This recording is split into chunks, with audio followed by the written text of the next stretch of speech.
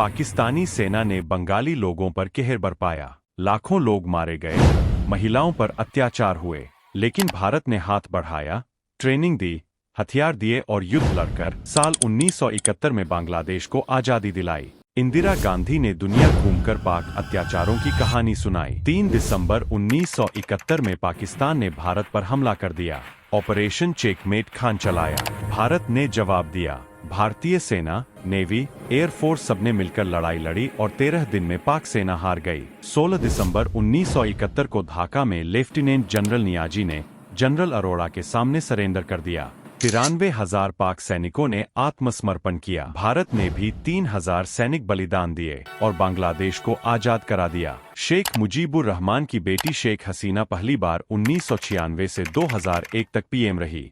उसके बाद 2009 से 2024 तक विश्व की सबसे लंबे समय तक रहने वाली पहली महिला पीएम रही। लेकिन 2024 में कोटा सिस्टम के खिलाफ छात्रों ने प्रोटेस्ट शुरू किया, लेकिन सरकार ने क्रैकडाउन किया और गोली चलवाई। प्रोटेस्ट पूरे देश में फैल गया और शेख हसीना के इस्तीफे की मांग होने लगी। सेना ने भी सपोर्ट छोड़ दिया। प्रदर्शनकारी पूरे बांग्लादेश ही नहीं, शेख हसीना के घर तक चढ़ आए और 5 अगस्त 2024 को शेख हसीना देश छोड़कर भाग गई। एक गोली, एक मौत और पूरा देश आग में। दिसंबर 2025 में बांग्लादेश में एक युवा नेता की हत्या ने क्यों भड़का दी हिंसा की आग? क्यों भारतीय दूतावासों पर हमले हो रहे हैं और क्यों बांग्लादेशी भारत को ठहरा रहे हैं जिम्मेदार? आप पूरी सच्चाई जानना चाहते हैं तो अंत तक रुकिए। 2025 में 12 दिसंबर को ढाका में नकाबपोश हमलावरों ने शरीफ ओस्मान हादी पर गोली चलाई। हादी 2024 के छात्र आंदोलन के प्रमुख नेता थे, जो शेख हसीना सरकार को गिराने में अहम भूमिका निभा चुके थे। सिंगापुर में इलाज के दौरान 18 दिसंबर को उनकी मौत हो गई। मौत की खबर फैलते ही बांग्लादेश में दंगे भड़क उठे। ढाका, चटगाम समेत कई शहरों में प्रदर्शनकारियों ने मीडिया हाउस प्रोथोमालो और डेली स्टार के दफ्तरों में आग लगाई। सांस्कृतिक केंद्रों पर भी हमले किए। लेकिन सबसे बड़ी बात, चटगाम में भारतीय असिस्टेंट हाई कमीशन पर हमला किया। पत्थरबाजी हुई,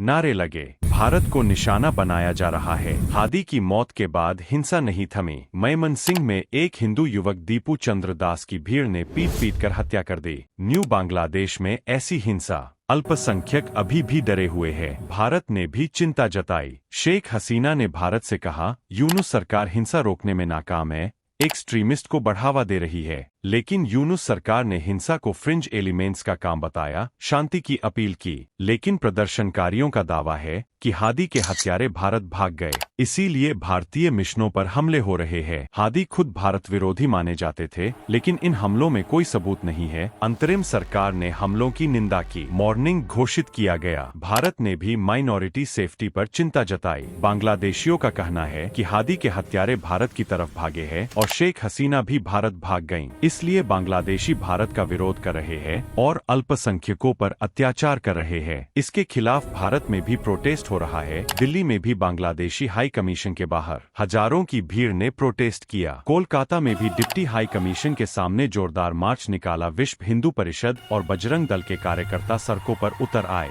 लेकिन आप क्या कहना चाहेंगे कमेंट में बताएं। वीडियो समझ आई हो तो चैनल को सब्सक्राइब करें।